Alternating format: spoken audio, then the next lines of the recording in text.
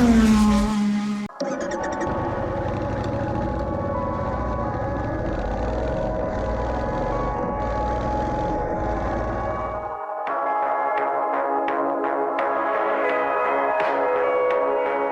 really like how Triumph's Bonneville line is evolving. At the bottom is the Street Twin, which is your retro flavored but fundamentally a versatile motorcycle that should appeal to a lot of people and the lowest in price. Above that, the T100 and the T120, distinctly retro, still very versatile, still appeals to a large bunch of people. And so far, right at the top was the Thruxton at 11 lakh rupees ex-showroom Delhi, and that was the motorcycle that had the most specific role. Now, about 1,80,000 below that now is this new motorcycle, the Triumph Bobber. And it shares a lot of parts and bits here and there, and it's in many ways a completely new motorcycle. But what we're going to discuss today is what you're supposed to do with a motorcycle that looks and feels like this one, and how it is simultaneously a very interesting motorcycle to ride, and in some ways a motorcycle you have to wonder who's going to buy one.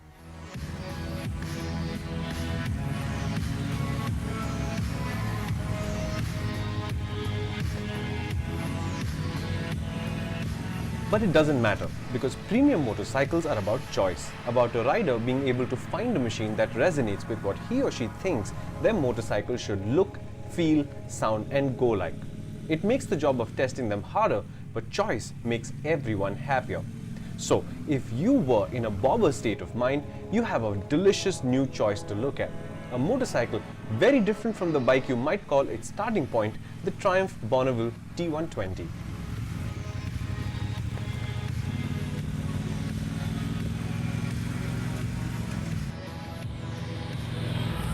Like the T120, the Bobber is also a 1200, and in fact the label on the engine right here, it says it's a 1200 HT or high torque.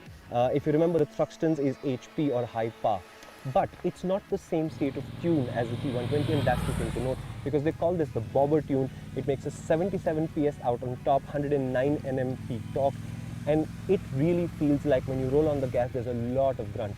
Little bit of sensitivity at about 2000 RPM, but you can learn to live with it. And it sounds absolutely glorious. The exhaust is bespoke, it's slash cut at the end, one on each side, brushed finish, all of that. But really, it's the audio that this motorcycle makes. Many times in your head, you'll think like this is the most refined Harley Davidson you've ever read, and I know I'm crossing brand lines here, but fundamentally, this is a wonderful sounding motorcycle. And it goes rather nicely too. The grunt is instant and the engine note changes into something more serious once the revs cross about 4000 RPM. But while the engine knows the foxtrot, it would just rather waltz.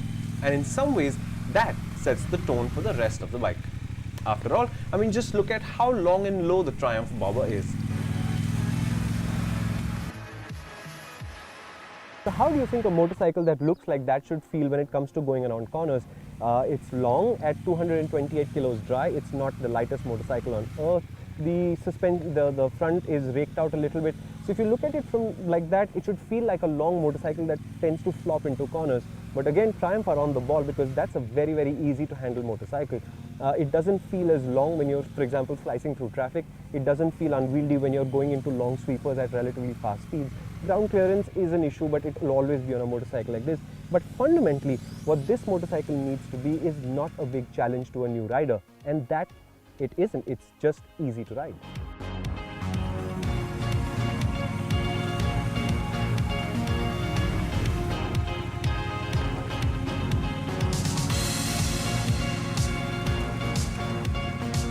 If you look at the Bobber spec sheet, you'll realize that the suspension front and rear don't have a lot of travel.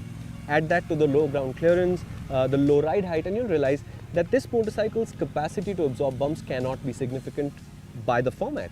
But you'll be surprised, because yes, it cannot actually handle small sharp bumps or big ones. So if you see a giant pothole, you do well to get around it, because if you go through it, you'll feel it in your spine straight away. But again, the engineers have been very, very good with it, because it sort of channels you by the vibration in the bars, by the way the brakes feel, by the suspension, into sitting at a steady 80 to 100 kilometers an hour. And at that speed, it's actually quite good, and it'll handle more or less anything urban India throws at you outside of the really big bumps. And it's strange, but whatever you do with the motorcycle, no matter how spirited you ride, eventually you'll find yourself doing that steady 80, 100 that the motorcycle likes. And in that space, it's wonderful. A dramatic exclamation point to the marvelous feelings from the bobber when ridden at its pace is the design itself. Triumph have nailed the proportions and stance, and then they went and loaded the motorcycle with all manner of carefully crafted detail that elevates the bobber into something that looks expensive and feels carefully and thoroughly made. And it isn't a stripped down special either. Triumph did pack in traction control, 2 riding modes, ABS and a little digital readout on the meter that shows quite a lot of information. The feature it doesn't get is the pillion seat, and I'm sure Triumph will regularly be asked about an accessory second seat. Allow me to explain. So is the bobber a single seater? Can you not buy an accessory seat or something and put it over here? Well, you can't, because Triumph calls it the swing cage, which is a very American way to say that this is a hardtail design, although it's not a hardtail. There is actually suspension hidden away under the seat. But this, the fender, the stay, the whole thing, the lights, everything, it's part of the swing arm. Effectively, if you think of this like a sports bike would, that's a hugger. And what that means is this whole unit moves up and down with the wheel as this thing goes over bumps. And there is a little bar here on which this seat is mounted, and that's the only seat you're ever gonna get. This cannot be a load-bearing element. This thing is just too shaky, and structurally it has something else to do. I mean, think about it like this. If I were to put a 70 kilo pillion here, it's effectively the same thing as adding 70 kilos to your rear wheel. It's not gonna feel good at all.